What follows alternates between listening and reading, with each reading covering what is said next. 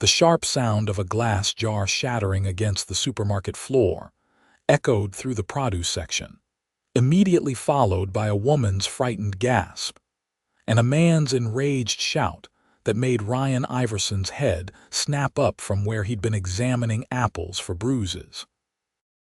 "Watch where you're going, you stupid bitch." The booming male voice carried across the market, followed by more verbal abuse that made Ryan instinctively place a protective hand on his 7-year-old daughter's shoulder. "Emma, stay right here by the cart for a second," Ryan said quietly, his eyes fixed on the unfolding scene several aisles over. "But Daddy, just for a minute, sweetheart, don't move." He gave her shoulder a reassuring squeeze, making sure she was safely positioned beside their half-filled shopping cart before moving toward the commotion. What he found made his jaw clench. A man in an expensive suit was standing over a woman who was kneeling on the floor, frantically trying to clean up what appeared to be a broken jar of pasta sauce. Her elegant cream-colored pantsuit was splattered with red, and her dark hair had fallen forward, obscuring her face as the man continued his tirade. "You have any idea how much this suit costs? More than you make in a month, I bet. You're going to pay for the cleaning." Ryan assessed the situation quickly. The woman wasn't responding, just trying to gather the glass shards with trembling hands while avoiding eye contact. A small crowd of onlookers had formed, but no one was intervening.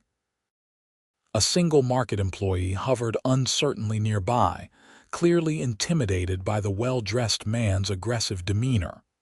"Hey," Ryan said, stepping forward. "That's enough. It was clearly an accident." The man turned, sizing Ryan up with a contemptuous glance that took in his worn jeans, faded T-shirt, and the 3-day stubble he hadn't had time to shave between his 2 jobs. "Mind your own business, buddy. This doesn't concern you." Ryan stepped closer, positioning himself between the bully and the woman. At 6'2", with the solid build of someone who spent his days doing physical labor, he knew he presented a formidable figure despite his modest clothing. "When you're screaming at someone in public, you make it everyone's business," Ryan replied evenly. "She's already cleaning it up. There's no need for name-calling or threats." The woman looked up then, and Ryan felt an unexpected jolt when their eyes met. Despite the sauce splattered across her expensive clothes, she was strikingly beautiful, with intelligent dark eyes that reflected both gratitude and embarrassment. "Sir, please." The store employee finally found his voice. "We'll take care of the cleanup, sir," he addressed the well-dressed man. "If your clothing is damaged, you can speak with our manager." The man glared at Ryan, clearly weighing his options before deciding this confrontation wasn't worth his time. "Whatever. Make sure she pays for it." He stalked off, brushing past Ryan with deliberate force. Ryan knelt beside the woman. "Are you okay? Did you cut yourself?" He noticed a small trickle of blood on her finger where she'd tried to pick up a glass shard. "I'm fine, just..." She took a deep breath, finally meeting his eyes properly. "Thank you for stepping in. Not many would have." "I'm Ryan," he offered, helping her to her feet as the store employee began mopping up the mess. "Daniela," she replied, grimacing as she assessed the damage to her clothing. "Daniela Grayson." "Daddy," Emma's voice called out, and Ryan turned to see his daughter cautiously approaching. "You said not to move, but you were gone a really long time," Ryan smiled. "It's only been about 2 minutes, Em." "That's forever," Emma insisted, her curious gaze moving to Daniela. "What happened to your pretty clothes? They're all red." Daniela smiled warmly at the child. "I had an accident with some pasta sauce, nothing that won't wash out." She looked down at herself doubtfully. "Well, hopefully. My daddy can help. He's really good at getting stains out because I spill stuff all the time," Emma offered helpfully. One time I got grape juice on my white dress for the school concert, and he fixed it with special soap and cold water. Ryan felt his cheeks warm. Emma, I'm sure Miss Grayson has her own ways of handling dry cleaning. Daniela laughed, a genuine sound that transformed her face. Actually, I'd welcome any advice. My housekeeper usually handles these things and I'm embarrassingly clueless. Ryan was about to respond when the store manager approached, a worried expression on his face. Miss Grayson, I'm so sorry about this incident. If there's anything we can do, it's fine, Mark, she replied with casual familiarity. Just an accident. Please don't worry about it. Ryan raised an eyebrow, surprised she knew the manager by name. Before he could comment, Emma tugged on his arm. Dad, we still need to get cereal and milk, and you have to go to work soon. Right you are, kiddo, Ryan nodded to Daniela. Well, good luck with the outfit. Cold water and blot don't rub, but I'm sure your housekeeper knows all that. Daniela smiled. Thank you again, Ryan, for everything. There was something in her expression, a mixture of gratitude and interest that made him pause. But Emma was already pulling him back toward their shopping cart, and reality quickly reasserted itself. He had 30 minutes to finish shopping, get home, feed Emma dinner, and get ready for his night shift at the warehouse. Whatever moment had passed between them was just that, a passing moment between two strangers from very different worlds. 4 days later, Ryan was balancing a clipboard on his knee in the cramped cab of his delivery truck, double-checking an invoice before his next drop-off, when his phone rang. The school's number flashed on the screen, sending a jolt of anxiety through him. Hello, this is Ryan Iverson. Mr. Iverson, this is Janice from Oakwood Elementary. Emma's had a bit of an accident on the playground, nothing serious, she added quickly when he inhaled sharply. Just a scraped knee and elbow. We've cleaned her up, but she's asking for you. School policy says we need to call when there's any injury. Ryan glanced at the dashboard clock. It was barely 11 a.m. and he had 6 more deliveries to make before his shift ended at 2. I understand. How is she? Is she very upset? She's calmed down now. She's sitting in the nurse's office with an ice pack on her knee. Ryan mentally calculated how quickly he could rearrange his schedule. Please tell her I'll be there as soon as I can within the hour. Can you put her on the phone for a minute? After a brief conversation with Emma, who sounded more annoyed than hurt by her stupid fall, Ryan called his supervisor to explain the situation.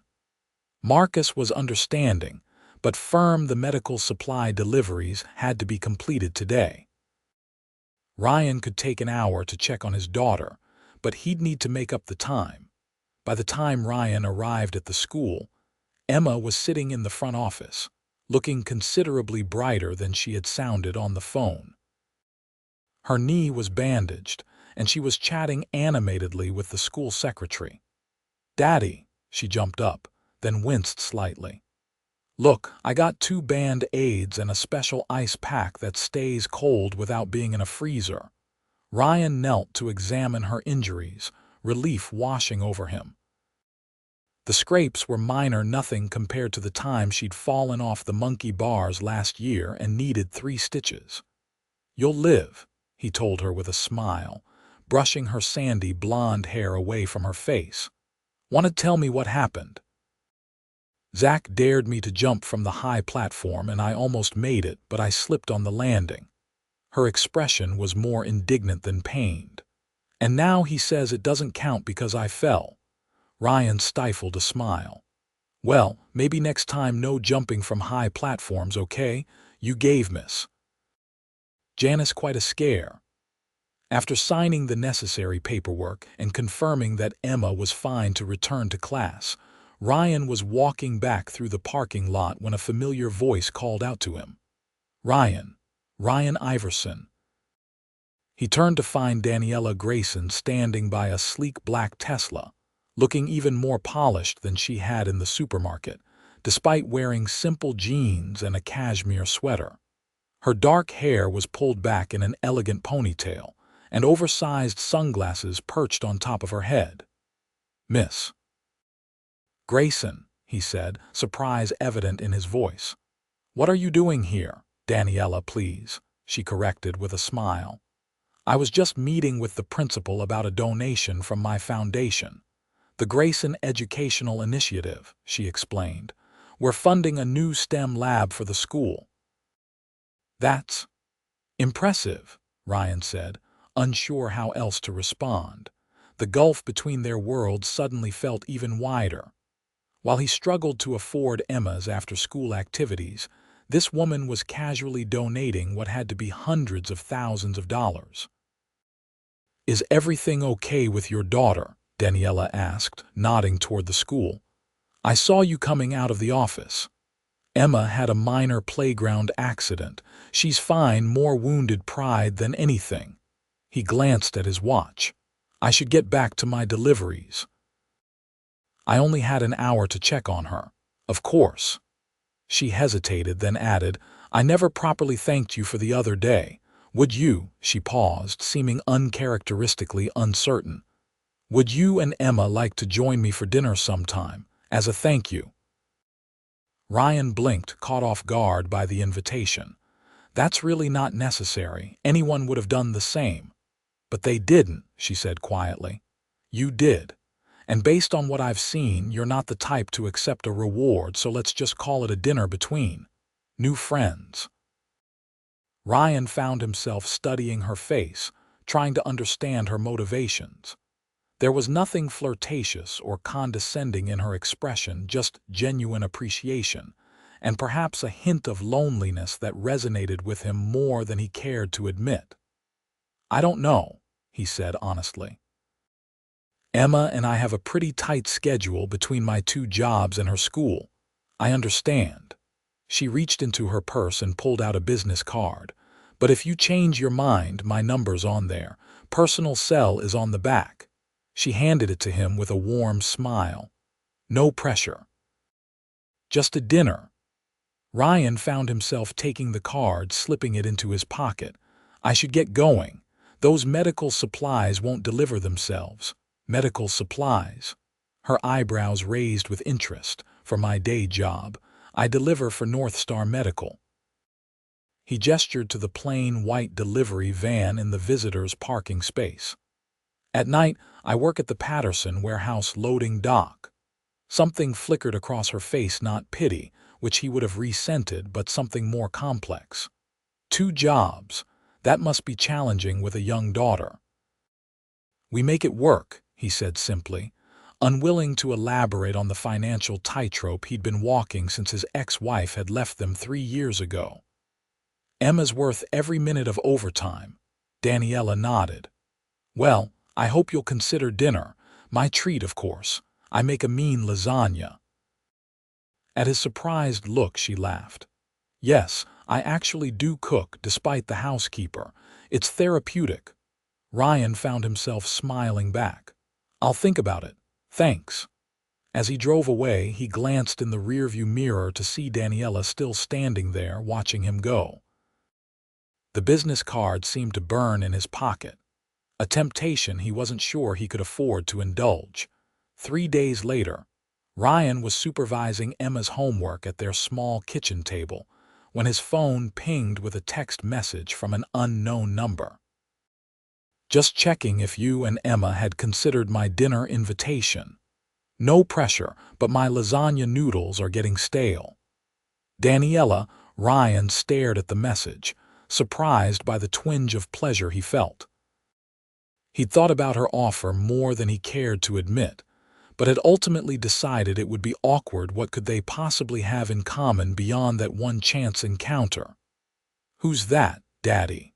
Emma asked, looking up from her math worksheet. "Just someone from work," he lied, setting the phone down. "Is it the pretty lady from the store? The one with the red sauce all over her clothes?" Ryan raised an eyebrow. "Why would you think that?" Emma shrugged with the innocent perceptiveness of a 7-year-old. Because you looked happy when you saw the message, and you had that same look when you were talking to her. What look is that? Ryan asked, both amused and disconcerted by his daughter's observation. The one where your eyes get all crinkly at the corners, like when I bring home on my spelling test. Emma went back to her homework. Is she your girlfriend now? No, Ryan said firmly. She's just someone I helped at the store. She wanted to say thank you. Oh, Emma seemed disappointed. I liked her. She had a nice smile and she didn't talk to me like I'm a baby. Ryan found himself considering the text message again. Perhaps he was overthinking this. It was just dinner a thank you, as Daniela had said, and Emma clearly wouldn't mind. Would you want to have dinner with her? He asked carefully. Emma's face lit up. Yes, can we go to her house? I bet it's really fancy if she has a housekeeper, Ryan chuckled. I don't know if she invited us to her house, kiddo. He picked up his phone and typed a response before he could change his mind. Emma's very intrigued by your lasagna claim. We're free this Sunday evening if the offer still stands. The response came almost immediately. Sunday is perfect, 6 p.m. I'll text you the address. Nothing fancy, I promise. When Sunday arrived, Ryan found himself more nervous than he'd expected as he pulled his aging Ford pickup into the circular driveway of what could only be described as a mansion. The sprawling stone residence sat on a hill overlooking the city, with meticulously landscaped gardens and a fountain in the center of the driveway. Whoa, Emma breathed from the passenger seat. It looks like a castle. Does she have a swimming pool? And a movie theater? My friend Jason has a mini movie theater in his basement with real movie theater seats. I don't know, Em, Ryan said, feeling increasingly out of place in his best jeans and button-down shirt. He debated canceling a dozen times throughout the day, but Emma's excitement had been impossible to dampen. Remember your manners, okay? We're guests here. I know, Dad, Emma said with an exaggerated eye roll that was new to her repertoire. I'm not a baby. Before Ryan could respond, the massive front door opened and Daniela stepped out, waving. She was dressed casually in fitted jeans and a simple blue blouse, her hair loose around her shoulders. Despite the understated outfit, she still managed to look effortlessly elegant. You found it. She called as they got out of the truck. I was worried the GPS might send you to the neighbor's property. It happens all the time. Your house is amazing, Emma exclaimed, all shyness forgotten as she bounded up the steps. Do you really live here all by yourself? Emma, Ryan admonished gently, following behind with the bottle of wine he'd splurged on, probably still inadequate for someone of Daniela's apparent wealth, but it was the best he could do. It's fine, Daniela said with a laugh. Yes, Emma, it's just me here along with Mrs. Garcia, who helps keep everything clean, and Roberto, who tends the gardens. It's much too big for one person, but it was my parents' home, and I couldn't bear to sell it after they passed. Something in her tone made Ryan look at her more closely. There was a flicker of old grief there, quickly masked with a bright smile as she ushered them inside. The interior was as impressive as the exterior, with soaring ceilings and a grand staircase, but the decor was surprisingly warm and inviting rather than ostentatious. Something smells amazing, Ryan commented as they followed her through the house. That would be the lasagna, Daniela confirmed, along with garlic bread and a Caesar salad. I hope that works for everyone, she glanced at Emma. I made sure there are no weird vegetables hidden in the sauce. Lasagna is my third favorite food, Emma informed her seriously. After ice cream and pizza. A girl after my own heart, Daniela said with a wink. I have all three of those, actually. I may have gone a bit overboard at the grocery store. She led them not to a formal dining room, but to a cozy kitchen with a large island and an adjoining breakfast nook overlooking the gardens. The table was set simply but elegantly, with a small vase of fresh flowers in the center. "I thought we'd be more comfortable here than in the dining room," Daniela explained. "That place feels like a museum. I never use it unless I'm hosting a foundation event." Ryan relaxed slightly, grateful for the informal setting. "Can I help with anything?" "Everything's ready," she assured him. "I just need to take the lasagna out of the oven." "Emma, would you like to help me toss the salad?" As Emma eagerly took on the responsibility of salad preparation, Ryan watched the easy interaction between his daughter and their hostess. Daniela spoke to Emma like a person, not a child, asking her questions about school and her interests without the condescending tone many adults adopted with kids. Dinner proved to be surprisingly comfortable. The food was excellent, and the conversation flowed naturally as Emma dominated much of the discussion with stories from school. Ryan gradually found himself relaxing, contributing more as the meal progressed. "So, the foundation you mentioned," Ryan said during a brief lull when Emma was focused on her second helping of lasagna. "That's your primary work," Daniela nodded. "The Grayson Foundation was my father's legacy. He built Grayson Technologies from nothing and always believed in giving back. When he and my mother died in a car accident 5 years ago, I took over both the company and the foundation." "I'm sorry about your parents," Ryan said sincerely. "That must have been incredibly difficult." "It was," she acknowledged quietly. "Especially coming back to run everything after being away for so long. I'd been living in Europe for nearly a decade, trying to forge my own path away from the family business." "What did you do in Europe?" Ryan asked, genuinely curious. "I was an art curator in Paris, if you can believe it," she said with a small smile. "About as far from tech and business as I could get, but when Dad died, there was no one else. My brother had already passed away years earlier, and my father's business partner was looking to retire." She shrugged. "So I came home and learned how to be a CEO practically overnight."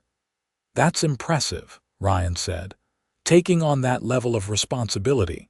It's been challenging, but rewarding too. The foundation is my passion now, especially our educational initiatives." She turned to Emma. "That's why I was at your school the other day. We're building a special science and computer lab so kids can learn coding and robotics." "Cool," Emma exclaimed.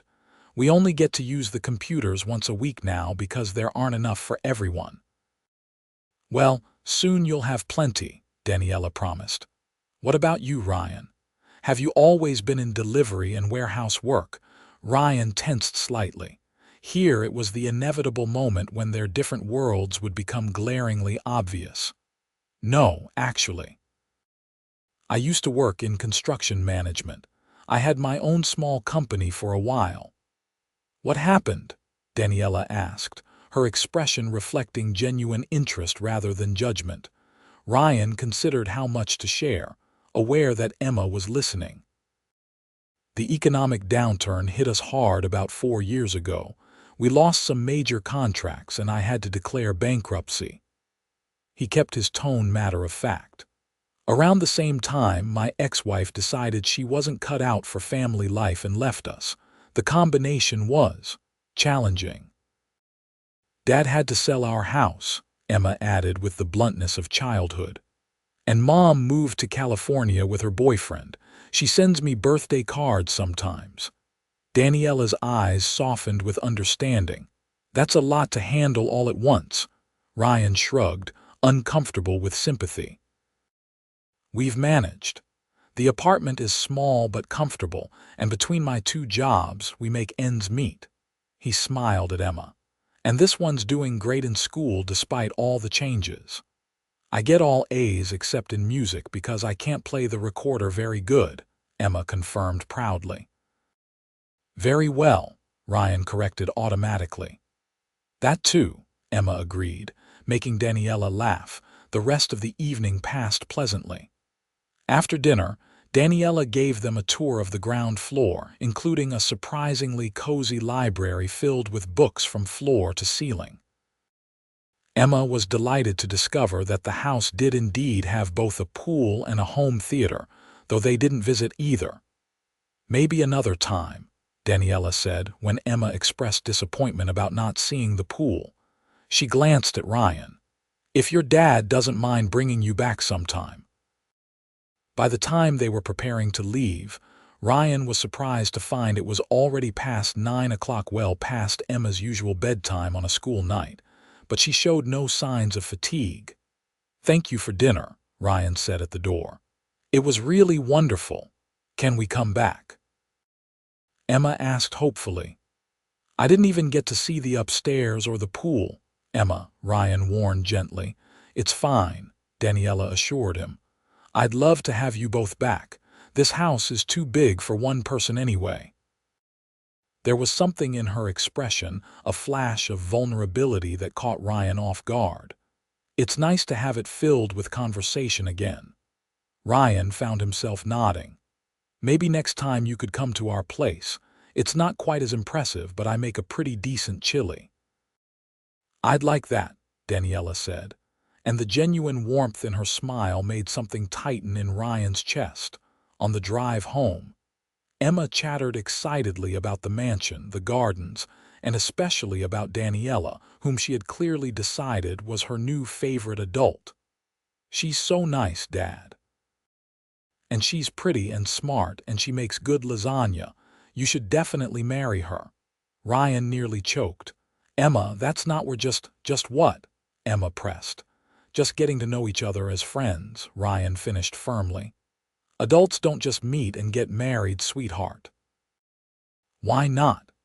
In Princess Aniela, the princess meets the village blacksmith and knows right away he's her true love. Real life is a bit more complicated than animated movies, Ryan explained, trying not to smile at his daughter's logic. Besides, Daniela and I come from very different worlds. He struggled to find child-appropriate words to explain the vast economic and social gulf between them. Rich, Emma supplied helpfully. Yes, Ryan admitted, and I'm not. Sometimes that makes a big difference. That's dumb, Emma declared with 7-year-old certainty. If you like someone, it shouldn't matter if they're rich or poor. That's what all the movies say. Ryan didn't have the heart to explain how rarely real life resembled Disney movies. Instead, he changed the subject, asking Emma about her upcoming science project. Later that night, after tucking Emma into bed, Ryan found himself standing at the window of their small apartment, looking out at the city lights. His phone buzzed with a text message from Daniela. Thank you both for coming tonight. It's been a long time since this house felt like a home. Would love to take you up on that chili offer sometime soon. Ryan stared at the message, feeling an unexpected warmth spread through him. Despite his reservations, despite the obvious differences in their circumstances, he found himself typing a response. We had a great time. Emma's already planning your next visit. How's Friday for chili night? The response came almost immediately. Friday is perfect. Should I bring dessert? Ryan smiled to himself. Emma votes for ice cream. I'm not going to argue with her. Smart man. Ice cream it is. Looking forward to it. As he set down his phone, Ryan tried to temper his expectations. This was just a friendship. He reminded himself an unlikely one, perhaps, but nothing more. He couldn't afford to read anything else into it, not when he had Emma to think about. Still, as he prepared for bed, he found himself looking forward to Friday with an anticipation he hadn't felt in a very long time. Friday evening arrived with a sense of nervous energy that Ryan couldn't quite shake. He'd left work early for once, using some of his precious paid time off to ensure he had time to clean the apartment properly and prepare dinner. It was a stark contrast to Daniela's mansion, a modest two-bedroom on the third floor of an aging apartment complex, but he'd done his best to make it welcoming.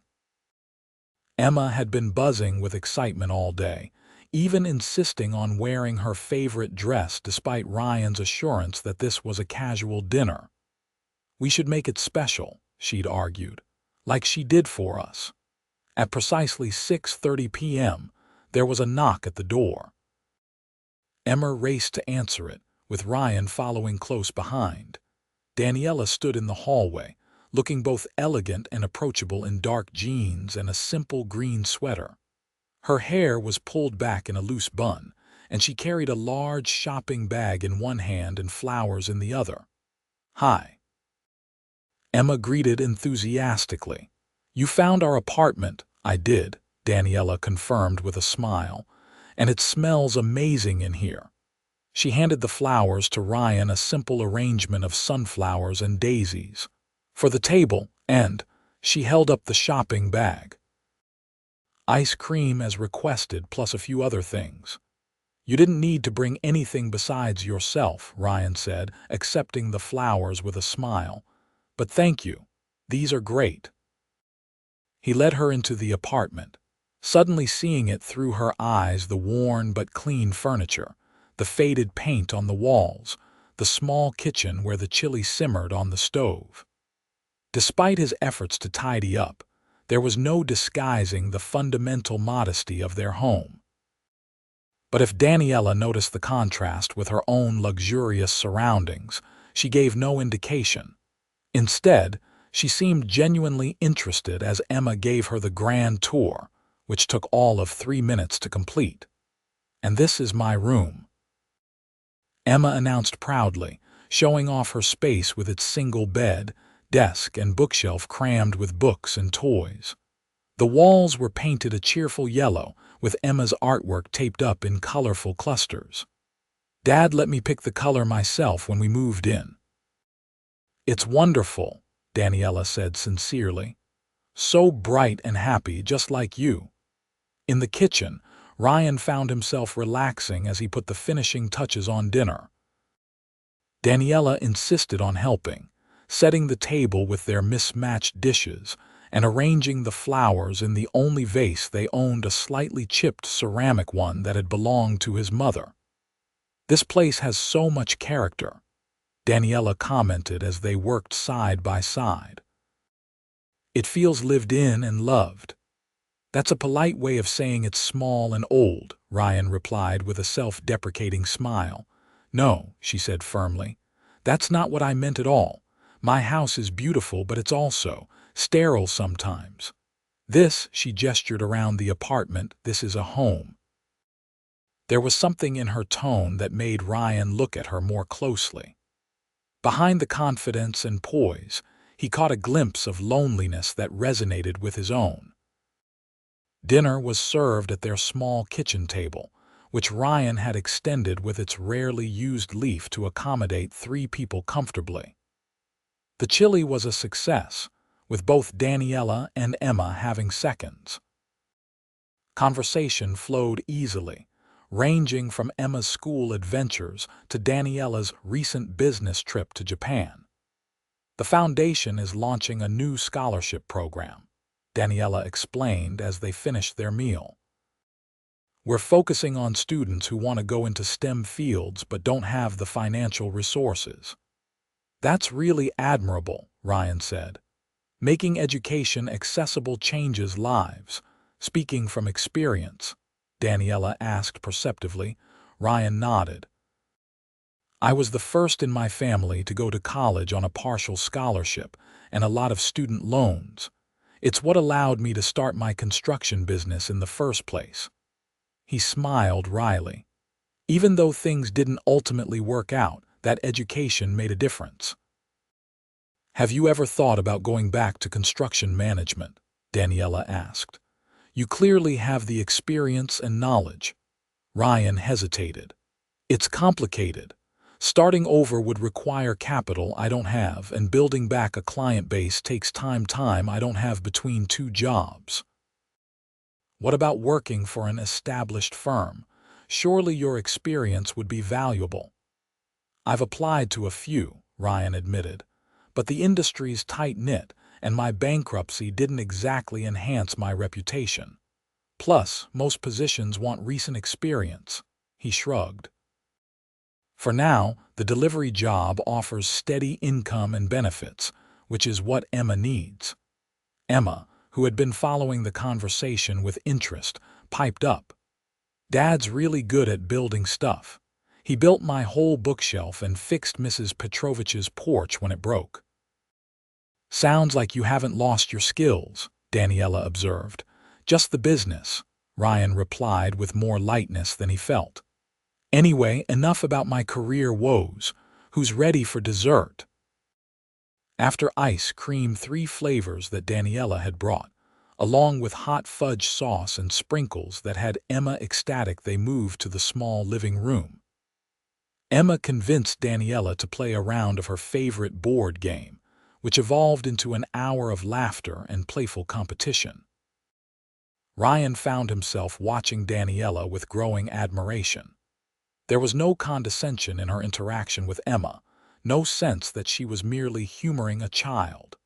She played to win, celebrated Emma's good moves, and seemed genuinely delighted by the simple pleasure of game night. When Emma's bedtime rolled around, she predictably protested, but eventually relented when Daniela promised to come visit again soon. "Will you read me my story tonight?" Emma asked Daniela as Ryan was ushering her to brush her teeth. Ryan started to intervene, not wanting to impose on their guest, but Daniela was already nodding. "I'd be honored," she said, "if your dad doesn't mind." Ryan hesitated only briefly before nodding. "Sure, if you'd like to." 20 minutes later, after teeth were brushed and pajamas were on, Ryan stood in the doorway of Emma's room, watching as Daniela sat on the edge of the bed, reading Matilda, with different voices for each character that had Emma giggling. The scene created an unexpected ache in his chest, a bittersweet reminder of what their little family had been missing. When Emma finally drifted off to sleep, Daniela carefully placed a bookmark in the novel and tiptoed out of the room, following Ryan back to the living room. "She's remarkable," Daniela said softly. "So bright and curious." "She's everything to me," Ryan replied simply. After her mother left, well, making sure Emma felt secure and loved became my whole focus. "You've done an amazing job," Daniela said, her eyes warm with genuine admiration. "She's clearly thriving despite the challenges." Ryan found himself smiling. "Thank you.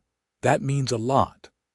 They settled on the couch with glasses of the wine Daniela had brought, and Ryan was surprised by how comfortable their silence felt. There was none of the awkwardness he'd expected given their different backgrounds. "Can I ask you something personal?" Daniela said after a moment. "Sure," Ryan replied, though he tensed slightly. "What happened with Emma's mother? If it's too painful to discuss, I completely understand." Ryan took a slow sip of his wine, considering. "It's not a particularly unique story. Melissa and I met in college, got married young, had Emma a few years later. Things were good while the business was thriving, but when everything started to fall apart financially, she couldn't handle the stress."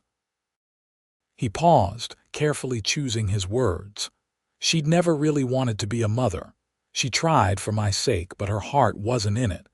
When a job opportunity came up in California, she took it and met someone else shortly after." "Does Emma see her?" "Twice in the last 3 years," Ryan said quietly. "She calls occasionally, sends gifts on birthdays and Christmas. It's not enough, but it's something." "I'm sorry," Daniela said softly, "for both of you. What about you?" Ryan asked, eager to shift the conversation away from his failed marriage. "No husband or children in the picture." Daniela shook her head with a rueful smile. "I was engaged once in Paris. Alexander was a gallery owner, charming, sophisticated, everything I thought I wanted." Her expression clouded. When my parents died and I had to come back to take over the company, he made it clear he had no interest in leaving Paris or supporting my new responsibilities. The ultimatum was simple: him or the family business. That's a brutal choice to force on someone who's grieving, Ryan said, feeling a surge of anger toward this unknown man. It clarified things, Daniela replied with a small shrug. If he truly loved me, he would have at least tried to understand. She swirled the wine in her glass. Since then, it's been all work. The company, the foundation, they became my whole life. Until recently, I hadn't realized how isolated I'd become. Is that why you invited us to dinner that first night? Ryan asked, genuine curiosity in his voice. Daniela looked thoughtful. Partly, yes. But mostly because what you did at the market, standing up for a stranger when no one else would, it reminded me that there are still good people in the world. She smiled softly. In my world, motives are always suspect. Everyone wants something. You wanted nothing, expected nothing.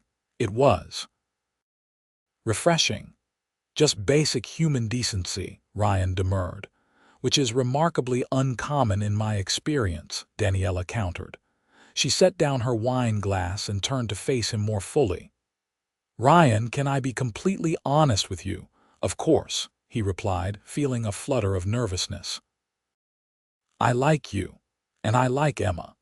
Being around you both these past few times has been the most normal, genuine interaction I've had in years. She hesitated. I'd like to keep seeing you, both of you, if that's something you'd be open to. Ryan felt a complex mix of emotions at her words. Attraction, certainly he'd been fighting it since their first meeting. But also caution, concern about the vast differences in their lives and what that might mean. I like you too, he admitted, but I have to be careful. Emma gets attached easily and our lives are so different, I understand, Daniela interrupted gently. And I respect that Emma comes first, she should. I'm not suggesting we rush into anything, just more dinners, maybe an outing with Emma, getting to know each other better. Put that way, it sounded so reasonable, so simple, and yet Ryan knew it was anything but. Still, looking at Daniela's earnest expression, he found himself nodding. I'd like that, he said finally, but let's take it slow, for Emma's sake. Absolutely, Daniela agreed with a warm smile. Slow is good. As the evening came to an end and Ryan walked Daniela to her car, there was a moment, brief but electric, when they stood facing each other in the dim light of the parking lot. For a heartbeat, Ryan thought she might kiss him and was surprised by how much he wanted her to. Instead, she squeezed his hand gently. Thank you for tonight, best chili I've ever had. High praise, he said with a smile. Thank you for making Emma so happy. The bedtime story was a hit. She's easy to please, Daniela replied, just like her father. Before Ryan could respond, she leaned forward and brushed a quick kiss against his cheek, then slipped into her car. Good night, Ryan. I'll call you tomorrow. I'd like that, he said, and meant it. As her car disappeared down the street, Ryan stood for a long moment in the parking lot, processing the evening. Whatever was happening between them, it felt both terrifying and exhilarating, like standing at the edge of a cliff, knowing that stepping forward could lead to either flight or falling. For Emma's sake, he needed to be cautious. But for his own sake, for the first time in years, he allowed himself to hope. Over the next several weeks, Daniela became a regular presence in their lives. It started with weekend outings, a trip to the zoo, a picnic in the park, a Saturday afternoon at the Children's Museum. Each time, Ryan watched carefully for signs that Emma was getting too attached or that Daniela was losing interest, but neither materialized. Instead, he witnessed something unexpected, a genuine bond forming between his daughter and Daniela. It wasn't forced or calculated. It grew naturally through shared jokes, meaningful conversations, and the kind of attentive listening that children immediately recognize as authentic. As for Ryan's relationship with Daniela, it evolved more cautiously but no less genuinely. They began speaking daily, sometimes just brief check-ins but often longer conversations after Emma was asleep. Ryan learned about the pressures Daniela faced running a multi-billion-dollar technology company while trying to honor her father's philanthropic legacy. Daniela came to understand the constant juggling act of Ryan's life, balancing two jobs, single parenthood, and the persistent financial anxiety that colored every decision. What surprised Ryan most was how comfortable he felt with her. Despite their vastly different circumstances, there was an ease between them, a natural rhythm to their interactions that defied the socioeconomic gap. One rainy Sunday afternoon in October, about 2 months after their first dinner, the three of them were sprawled in Daniela's living room. Emma was absorbed in a new book Daniela had given her, while Ryan and Daniela sat talking quietly on the couch. Outside, rain lashed against the windows, creating a cozy atmosphere indoors where a fire crackled in the fireplace. "I have to show you something," Daniela said suddenly, an unusual nervousness in her voice. "It's something I've been working on, and I'd value your professional opinion." Ryan raised an eyebrow. "My professional opinion on medical deliveries or warehouse logistics?" "I'm an expert at both," he joked. "On construction," she clarified, standing and extending her hand to him. "Come with me. Emma will be fine here for a few minutes." Emma barely looked up from her book, completely engrossed in the story. Ryan followed Daniela to her home office, where architectural drawings were spread across a large desk. "What's all this?" he asked, leaning in to examine the blueprints. "The Grayson Foundation is launching a new initiative," Daniela explained, a hint of excitement in her voice. "We're creating affordable housing for families and transition people getting back on their feet after financial setbacks, single parents needing stability while they rebuild their lives." Ryan studied the drawings with growing interest. The design showed a thoughtful community of townhomes with shared green spaces and a central community building. "These are good," he said, professional assessment kicking in. "Energy-efficient design, smart use of space. Who's your contractor?" "That's partly what I wanted to discuss with you," Daniela said, watching his face carefully. "We haven't selected one yet. The foundation board is reviewing proposals next week." Ryan nodded, still examining the plans. "Well, whoever you choose needs experience with multi-family units. This isn't a simple build. What if?" Daniela hesitated. "What if I told you I'd like you to be involved?" Ryan looked up sharply. "What do you mean?" "I've been doing some research," she admitted. "Your construction company had an excellent reputation before the economic downturn. Your clients spoke highly of your work ethic, attention to detail, and integrity, even those who had projects canceled during your bankruptcy." "You researched me." Ryan wasn't sure whether to be flattered or concerned. "Not in a creepy way," Daniela hastened to clarify. "Just professional due diligence. The point is, we need someone with your experience to oversee this project. Someone who understands not just construction, but the needs of the families who will live there." Ryan took a step back, processing her words. "Daniela, I appreciate the thought, but I don't have a company anymore. I don't have a contractor's license, liability insurance, bonding, any of the things you'd need for a project this size." "I know," she said calmly, "but what if we could change that? The foundation could provide initial funding to help you restart your business, with this project as your first contract. It would be a legitimate business arrangement, not charity," she added quickly, clearly reading his expression. "You'd be expected to deliver on budget and on schedule. Your company would be one of several bidding on the project. Ryan stared at her, stunned by the proposal. You can't just create a construction company overnight. And the conflict of interest. I've already spoken with our legal team, Daniela interrupted. As long as I recuse myself from the final selection process, there's no impropriety. And we're not creating anything overnight. You already have the experience and skills. We'd just be providing the opportunity for you to use them again. Ryan ran a hand through his hair, thoughts racing. This is a lot to take in. I know, Daniela said softly. She reached out to touch his arm, and if you're not interested, that's completely fine. Our relationship stands entirely separate from this. I saw an opportunity that could benefit both you and the foundation, and I thought it was worth discussing. Ryan looked back at the blueprints, a familiar excitement stirring at the thought of being involved in a meaningful project again. But caution quickly tempered his enthusiasm. Even if I wanted to, I don't have the capital to restart. The bankruptcy wiped out everything. The foundation has a small business incubator program, Daniela explained. It provides seed funding, mentorship, and resources to entrepreneurs focused on community development. Your proposal would be evaluated on its merits, just like any other applicant's. Ryan shook his head, overwhelmed. You've really thought this through? I have, she acknowledged.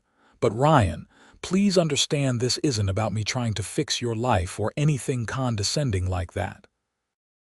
It's about recognizing talent and experience that could benefit a cause I believe in.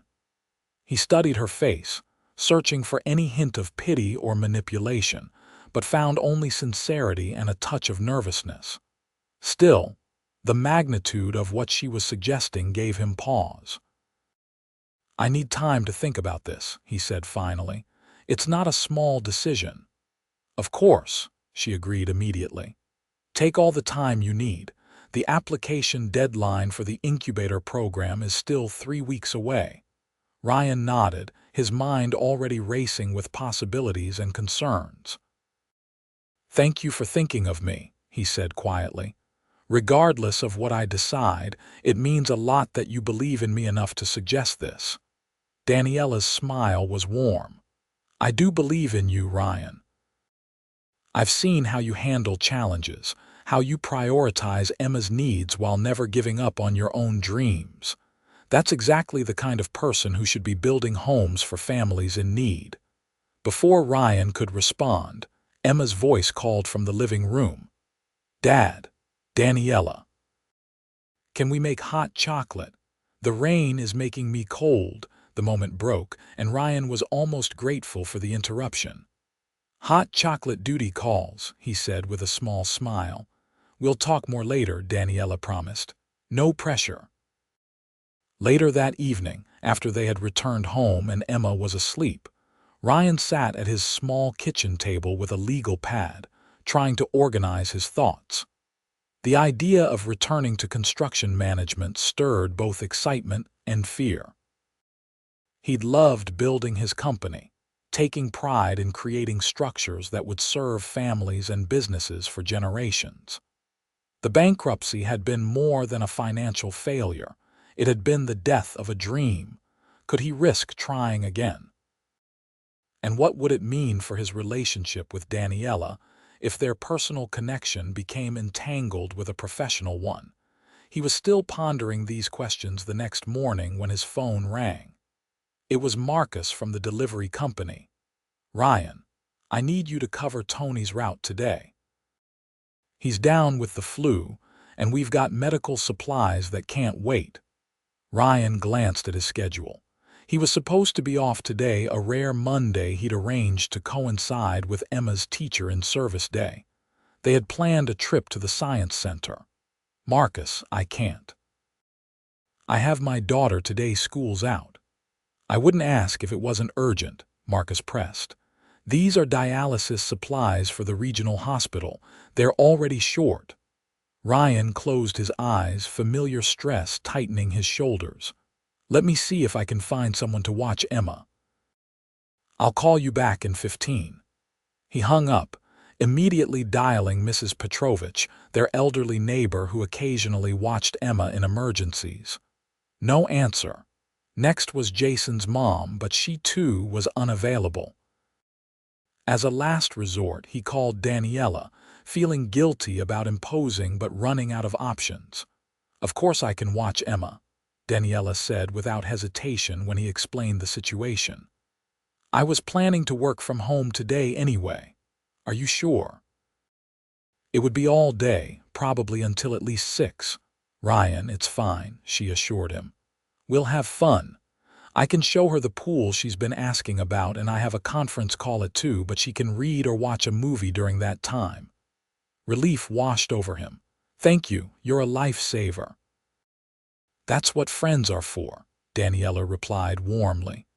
"Bring her over whenever you're ready."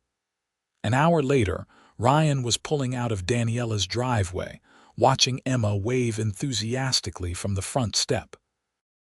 The easy way his daughter had settled in with Daniela, no tears. No anxiety, just excited chatter about their planned activities, both comforted and unsettled him. Throughout his delivery route, Ryan found his thoughts repeatedly returning to Daniela's proposal. The idea of rebuilding his construction business had always seemed like an impossible dream, something that might happen someday when he had saved enough, when Emma was older, when the stars aligned perfectly. Now, suddenly, that someday had a potential timeline, a concrete opportunity attached to it. It was terrifying and exhilarating in equal measure. By the time he finished his deliveries and returned to Daniela's house, he had reached a tentative decision. He would apply for the Foundation's incubator program, not with any expectation of special treatment, but as a legitimate candidate with relevant experience. Whatever happened with the application would happen independently of his personal relationship with Daniela. When he arrived, he found Emma and Daniela in the kitchen, flour dusting their clothes and laughter filling the air as they attempted to make homemade pizza. "Daddy, we're making dinner," Emma exclaimed, her face lighting up. "I got to knead the dough and everything." "I see that," Ryan laughed, noting the flour smudged across his daughter's cheek. "Looks like the dough is winning." "Baking is messier than I remembered," Daniela admitted with a grin, brushing flour from her jeans. "But we're having fun, right, Emma?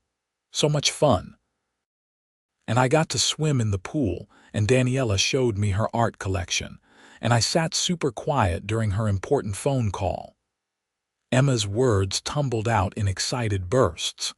"Can we do this again sometime when you have to work?" Ryan caught Daniela's eye over Emma's head, silently questioning if Emma had been too much. Daniela responded with a warm smile that eased his concern. "Anytime," she said sincerely. "We had a wonderful day. Your daughter is delightful company." Over their slightly misshapen but delicious homemade pizza, Ryan watched the easy interaction between Emma and Daniela. Something had shifted today, a deepening of trust, a strengthening of connection. Seeing them together like this, he could almost imagine a future where evenings like this were common, where the three of them were something more than friends spending time together. The thought both exhilarated and terrified him.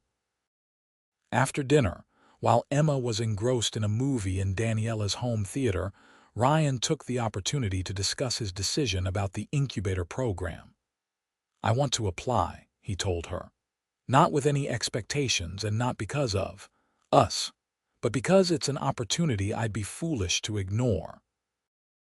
Daniela's face lit up, though she quickly tempered her reaction. "I think that's a wise decision. Your experience speaks for itself. The application will too." "If I'm accepted," Ryan cautioned, "I'll need to reduce my hours at the delivery job and eventually leave the warehouse position altogether." "That's a big risk, but a calculated one," Daniela pointed out. You wouldn't be jumping without a safety net. Ryan nodded, still processing the magnitude of the potential change. It would mean more time with Emma, he said quietly. More normal hours. No more night shifts. That alone seems worth it, Daniela observed, her expression softening as she glanced toward the meatier room where Emma's occasional laughter could be heard. There's one more thing, Ryan said, gathering his courage.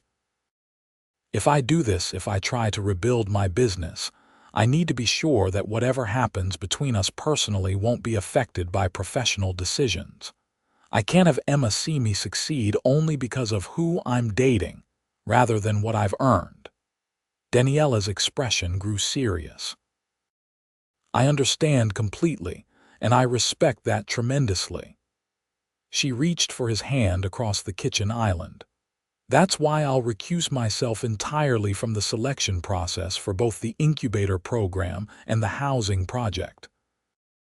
The decisions will be made by the board and our executive director based solely on merit. Ryan squeezed her hand, grateful for her understanding. Thank you.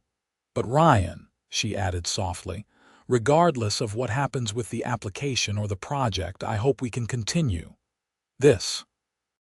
She gestured between them. Because what I feel for you has nothing to do with your career and everything to do with who you are. The sincerity in her eyes made his heart race. Impulsively, he leaned across the island and kissed her, their first real kiss, gentle but filled with promise. When they parted, Daniela's smile was radiant. I was wondering when you'd finally do that, she murmured. Ryan chuckled. I was waiting for the right moment. Well, covered in flour in my kitchen while my board of directors reviews your business proposal is certainly unique, she teased. They haven't seen it yet, he reminded her. I haven't even written it. Details, she dismissed with a laugh, then grew more serious. Whatever happens, Ryan, we'll figure it out, together. The word together hung between them, weighted with possibility. For the first time in years, Ryan allowed himself to fully embrace hope, not just for his career, but for his heart as well. The following weeks passed in a blur of activity. Ryan spent his limited free time developing a comprehensive business plan for the Foundation's incubator program, drawing on his previous experience while incorporating new ideas and technologies. Emma, caught up in the excitement, offered her own suggestions, solemnly informing him that all houses should have secret passages and window seats for reading. Daniela kept her promise to remain hands-off regarding his application, though she did connect him with a business mentor through the Foundation, a retired contractor who provided valuable feedback on his proposal. Their personal relationship continued to deepen, with Daniela becoming a regular fixture in their lives. She joined them for pizza nights in their apartment, helped Emma with a particularly challenging school project, and even attended Emma's school concert, sitting beside Ryan with genuine pride as Emma performed a somewhat pitchy but enthusiastic recorder solo. The moment that crystallized everything for Ryan came unexpectedly one Sunday evening. He had been working late on his proposal, and Daniela had taken Emma for ice cream to give him some quiet time. They returned bearing his favorite flavor and contagious laughter. As he watched them enter the apartment, Emma animatedly describing their adventure, Daniela listening with genuine interest, Ryan was struck by a simple truth. They had become a family.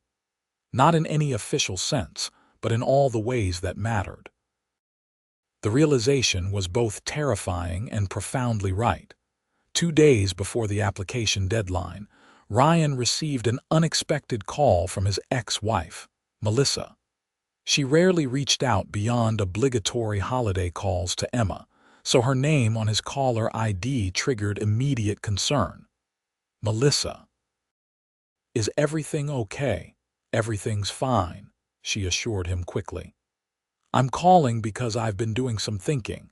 I'm getting married next summer, and Jason, my fiancé, he thinks it might be good for Emma to spend more time with us. Maybe summers or some holidays. Ryan felt his chest tighten. This is sudden. You've seen Emma twice in 3 years, Melissa. I know, she said, a defensive edge creeping into her voice. And I feel terrible about that. But things are stable now. We have a nice house with a yard, good schools nearby. Jason has kids from his previous marriage who would love to meet their stepsister. The timing couldn't have been worse. Just as Ryan was contemplating major life changes, this new complication emerged. Have you discussed this with Emma? He asked carefully. Not yet. I wanted to talk to you first. I appreciate that, Ryan said, trying to keep his tone neutral. But Melissa, Emma's entire life is here, her school, her friends, her routine. I can't just send her to California for entire summers to stay with someone she barely knows. Someone she barely knows, Melissa repeated, hurt evident in her voice. I'm her mother, Ryan. Biologically, yes, Ryan replied, unable to keep the edge from his tone. But being a parent is about showing up, about being present. You made your choice 3 years ago. The conversation deteriorated from there, ending with Melissa threatening to revisit their custody arrangement legally if Ryan wouldn't agree to more visitation. By the time he hung up, Ryan was shaken. The idea of a custody battle with its legal fees, emotional toll, and potential disruption to Emma's life was the last thing he needed as he was trying to rebuild their future. He was still processing the conversation when Daniela called to check on his progress with the application. Hearing the stress in his voice, she insisted on coming over after Emma was in bed. 2 hours later, they sat on his small balcony, the cool autumn air a refreshing counterpoint to the heated emotions of the day. Ryan explained the situation with Melissa, not bothering to hide his anxiety. She has resources now, he concluded. A stable home, a fiancé with a good job. If she decides to fight for custody, I'm still working 2 jobs with irregular hours. A judge might see her new situation as more beneficial for Emma. But Emma's thriving with you, Daniela pointed out. She's happy, well-adjusted, doing great in school. No judge would disrupt that based solely on income or work schedule. You don't know the family court system, Ryan said grimly. Stability matters and money talks. If Melissa can provide a room of Emma's own, a yard, a 2-parent household— Stop, Daniela interrupted gently. You're catastrophizing. Melissa hasn't even filed anything yet.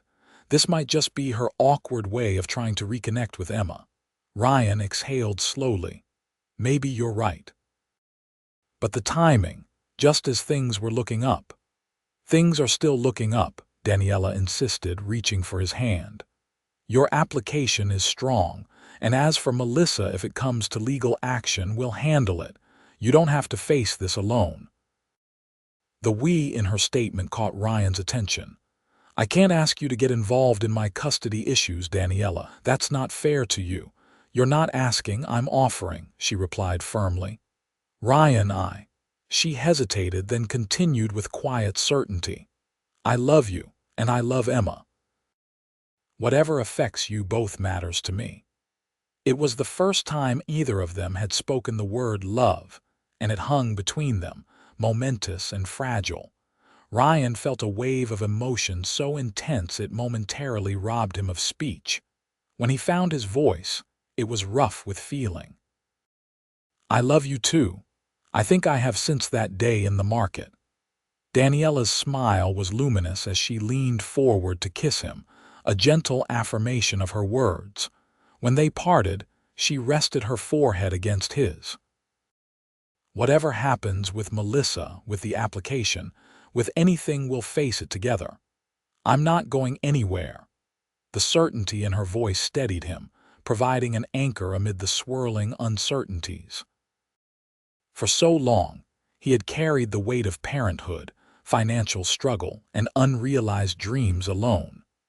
The prospect of sharing that burden not because Daniela could solve his problems with her wealth, but because she chose to stand beside him through them, was profoundly moving.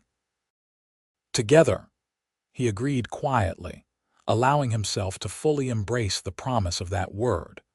2 weeks later, Ryan received an email notification that the Foundation's incubator program was ready to announce its selections. His stomach nodded with anticipation as he clicked the link, Emma peering over his shoulder at the computer screen. "Did you win, Daddy?" she asked, her small hand resting on his shoulder. "It's not exactly winning, sweetheart. It's more like—" He stopped abruptly as he scanned the list of selected applicants. There it was. Iverson Construction Redevelopment Housing Specialist. "You did win," Emma exclaimed, throwing her arms around his neck. "Does this mean you don't have to work at night anymore?" Ryan laughed, the sound slightly shaky with emotion. "Not right away, but soon, hopefully.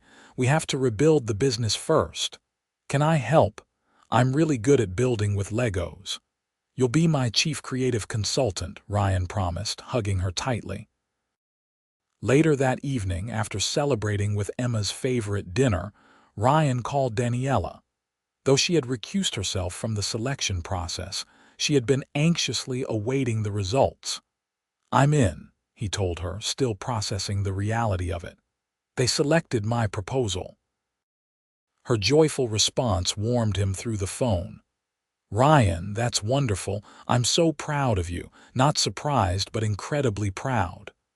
"I couldn't have done it without your encouragement," he admitted. "Taking that leap, it wouldn't have happened if you hadn't pushed me."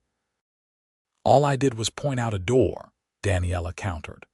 "You walked through it on your own merit. The selection committee was unanimously impressed with your proposal. Gordon told me they especially liked your emphasis on energy-efficient design and community spaces." Ryan allowed himself a moment of pride. The proposal had represented his best thinking, combining practical construction knowledge with a vision for homes that would truly serve families in need. "There's still a lot of work ahead," he cautioned. "Rebuilding the business, securing the right staff, bidding on the actual project. One step at a time," Daniela advised. "For tonight, just celebrate this victory. You've earned it." The following months were a whirlwind of activity.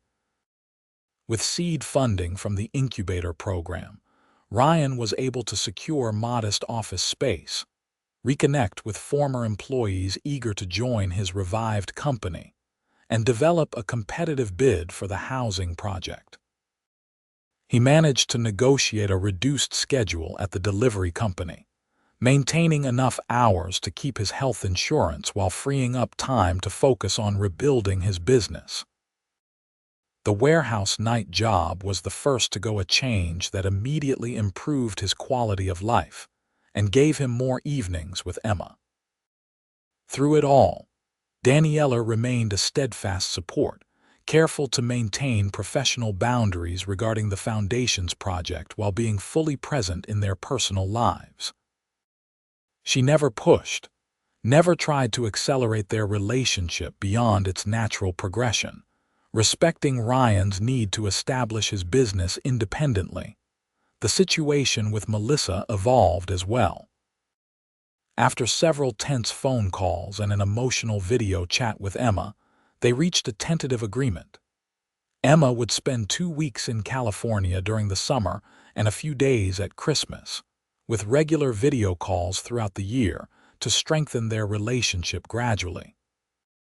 By spring, Iverson Construction was officially back in business, operating from a small but functional office with a core team of 5 employees, 3 of whom had worked for Ryan before the bankruptcy.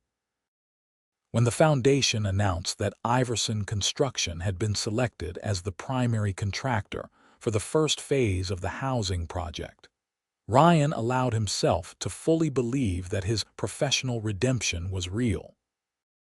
The groundbreaking ceremony for the housing development was scheduled for a sunny day in April. Ryan stood beside Daniela, who was representing the foundation, as local officials and community members gathered to celebrate the project's launch. Emma, dressed in her best outfit and beaming with pride, held a small shovel for the ceremonial first dig. As Ryan addressed the crowd, expressing his commitment to creating homes that would help families rebuild their lives, he caught Daniela's eye. The pride and love in her expression made his voice catch momentarily. This woman, who had entered his life through a chance encounter at a supermarket, had become the catalyst for transformation he hadn't dared to hope for. That evening, after Emma was asleep, Ryan and Daniela sat on the balcony of his apartment, sharing a bottle of champagne to celebrate the day's success.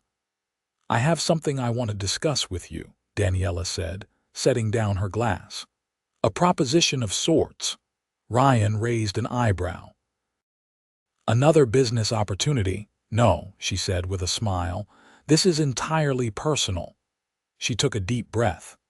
"My house is ridiculous for one person, it's even ridiculous for two people. But for a family, it could be perfect."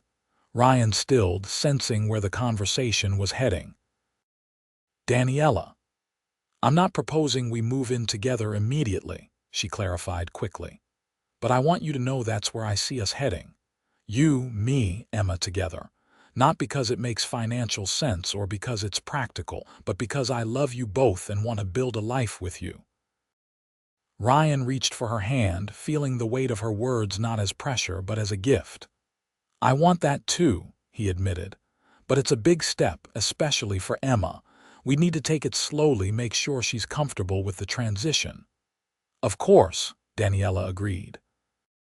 "I was thinking maybe we start with you both staying over occasionally, getting used to the space.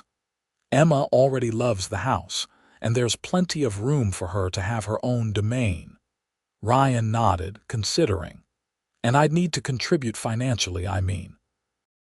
I know I can't match what you put in, but I need to be a partner, not a dependent."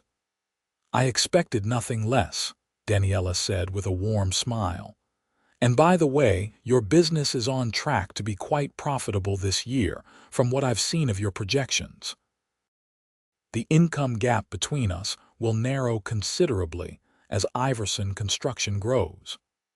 Ryan hadn't fully processed that reality yet, that his revived business had genuine potential for success beyond the foundation's initial project. Already they had secured 2 additional contracts, smaller jobs but with reputable clients who valued quality work. "One step at a time," he said, echoing her earlier advice. "But yes, I see us heading there too." He leaned forward to kiss her, pouring into the gesture all the love and gratitude he felt. "I never expected to find you," he murmured against her lips. "To find this." "Neither did I," Daniela confessed. "But now that I have, I'm never letting go." 6 months later, on a crisp autumn day much like the one when they'd first met, Ryan and Emma officially moved into Daniela's home. The transition had been gradual, with weekends spent together turning into extended stays, allowing Emma to adjust at her own pace. Far from being reluctant, Emma had embraced the change with enthusiasm, especially once Daniela converted a large, unused bedroom into a dream space for her, complete with the window seat she had always wanted. As they carried the last of their belongings inside, Ryan had insisted on bringing certain pieces of furniture that held sentimental value. He felt a profound sense of rightness. This wasn't about moving into Daniela's mansion. It was about creating a home together, blending their lives in a way that honored both their past and their future. That evening, after they'd tucked Emma into her new room, Ryan and Daniela stood on the terrace overlooking the city lights. The housing development was taking shape nicely, with the first phase of construction ahead of schedule. Ryan's business was flourishing beyond his most optimistic projections, and Daniela's foundation was expanding its impact throughout the community. Happy, Daniela asked, slipping her arm around his waist. More than I ever thought possible, Ryan admitted.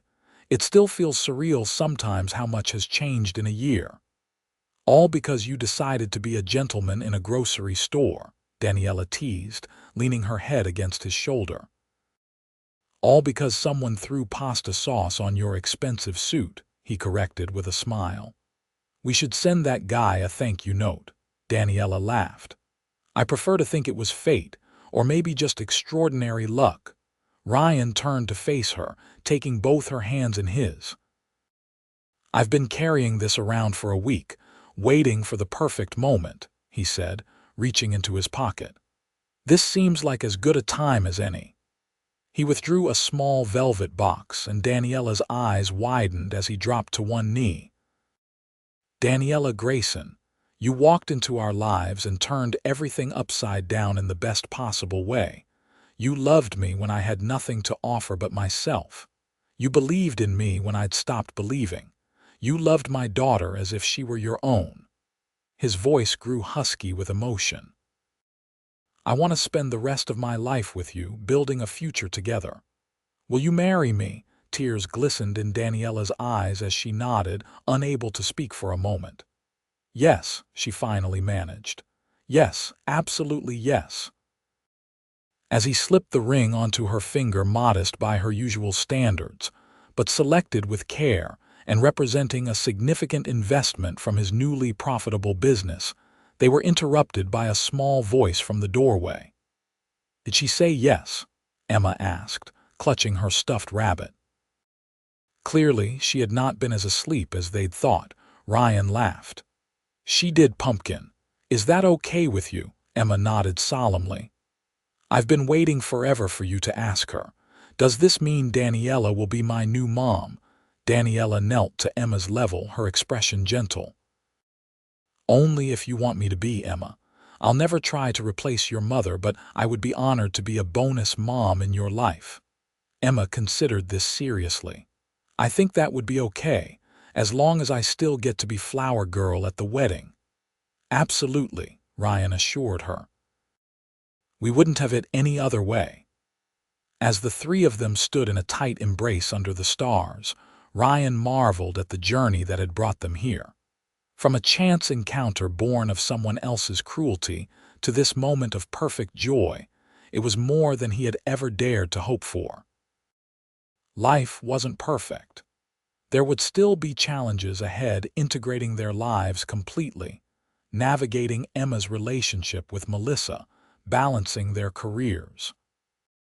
But for the first time in years, Ryan faced the future with absolute confidence, not because of financial security or professional success, but because they would face whatever came together. In defending a stranger's honor that day in the market, he had unwittingly opened the door to his own redemption and to a love that had transformed not just his life, but Emma's as well. It wasn't the path he would have chosen, but standing here now with Daniela and Emma by his side, he couldn't imagine a more perfect destination. The future stretched before them, bright with promise and possibility, built on a foundation of love that had begun with a simple act of decency in an ordinary market on an otherwise unremarkable day.